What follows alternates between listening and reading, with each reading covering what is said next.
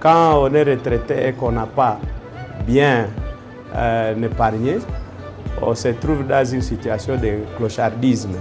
Voilà pourquoi il faut tout faire pour avoir toujours quelque chose à mettre à côté, mais dignement. On ne dit pas que les gens épargnent parce qu'ils vont chercher indûment le moyen.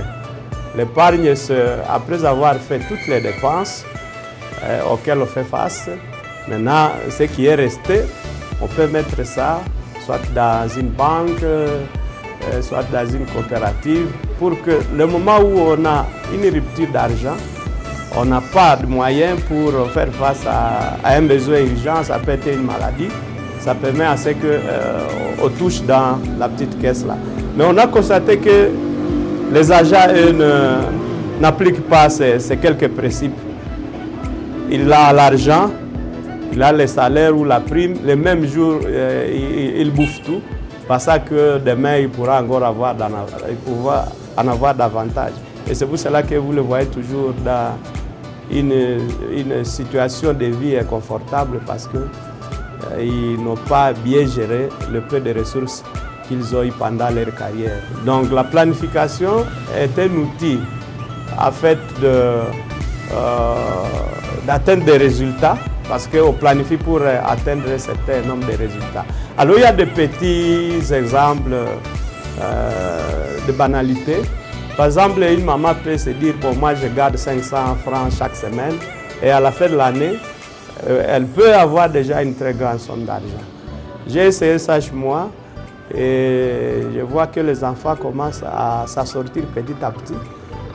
Ils sont en train de prévoir de petits projets qu'ils peuvent réaliser. Par exemple, quand on enseigne aux enfants l'entrepreneuriat ou la gestion budgétaire en ce qui concerne ce qu'ils doivent épargner, on sait que leur activité principale, c'est l'école. Mais cela n'empêche pas à un parent de donner une petite somme, une petite collation à l'enfant, et si l'enfant est intelligent, il peut toujours épargner. À la fin de l'année, vous pouvez voir un enfant acheter une moto, s'acheter de beaux habits, et ainsi de suite, pendant que vous, les parents, maintenant, vous concevez de grands projets. Par exemple, acheter un terrain, pour $200 ne peut pas acheter un terrain.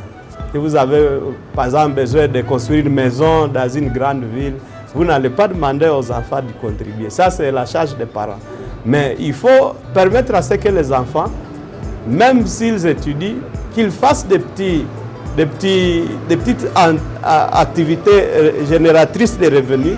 Ça permet à ce que les enfants soient un peu indépendants vis-à-vis des finances familiales qui sont très contraignantes, parce que dans la famille, il y a beaucoup de dépenses, il y a des deuils, il y a des maladies, il y a des mariages.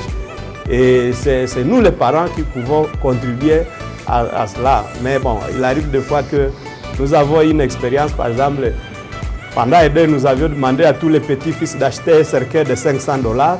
Ils sont arrivés à avoir cette somme. Ça veut dire que ce sont des petits signes qu'on peut demander aux enfants, à la maison, aux apprenants, parce que la vie, elle est multidimensionnelle.